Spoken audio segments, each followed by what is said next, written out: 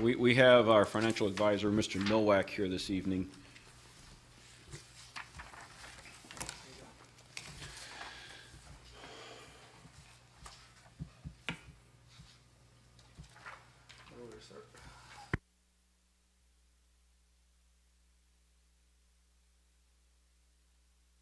And just as a form of introduction, while he's handing out the information, if the committee remembers, last August we entered into a program to help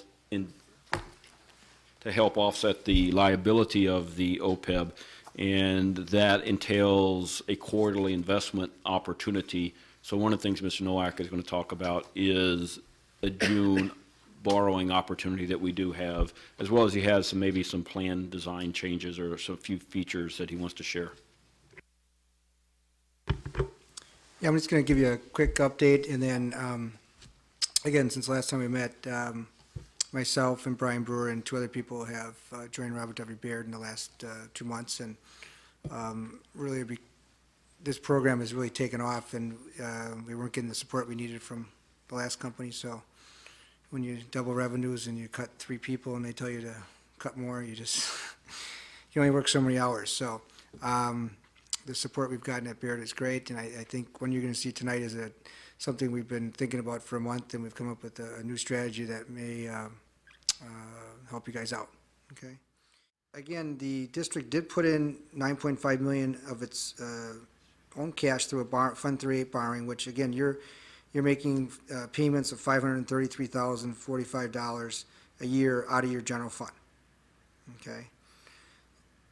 You started out after phase 1 at around 170. Now you're down to 130.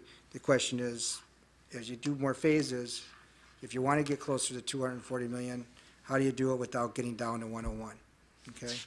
And that's on the next page, on page 8. What we came up with is even better than a letter of credit because it's less expensive, but it acts in the same way. Okay. And that is what we call a standby note purchase agreement. Like on the $9.5 million you did, instead of actually issuing the debt and putting the cash in the trust, you just tell the lender, hey, if you ever need it, then we will issue it. So you're not paying any interest on the debt, you're not borrowing it. Okay, and in Wisconsin, that kind of debt is good for 5 years. So it's a 5-year term, and he will count it as collateral in the valuation of the trust. So when the trustee, who is Bank of New York, every 3 months takes the value of the investments, they'll add on the value of this letter of credit and then divide by the debt to get that 130. Okay, so like West Dallas is actually going to do $35 million, so that they are at, instead of 112, they're at 140, and allows them to do the rest of their phasing because they have a big cushion on the mark-to-market. Okay, and yet you're not actually borrowing the money. As I've been working this for 5 years, it's a pretty cost-effective option. It's a way of getting a cushion on the trust without actually issuing debt. But in using that amount, as Waukesha's, they're getting in trouble doing that. Eventually, aren't they? Are they? No, they just, I mean, their surplus, they're paying a higher amount. Their OPEB trust won't build up as fast. Right. Correct. And they pay a higher amount, or is that included in there? No, they're gonna be charged $35,000 a year on their trust for this letter of credit. But they're making, when they're fully funded, they'll make $2 million a year. So I mean, it's a small sliver of the surplus for the benefit of not having it hit in your general fund. And I mean, you can do both. You can do half and half.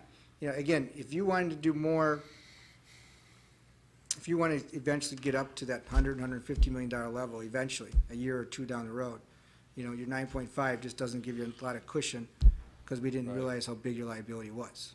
Okay, you could issue more debt and put in more cash of your own, but this is a way of doing it where you're not risking any of your cash up front.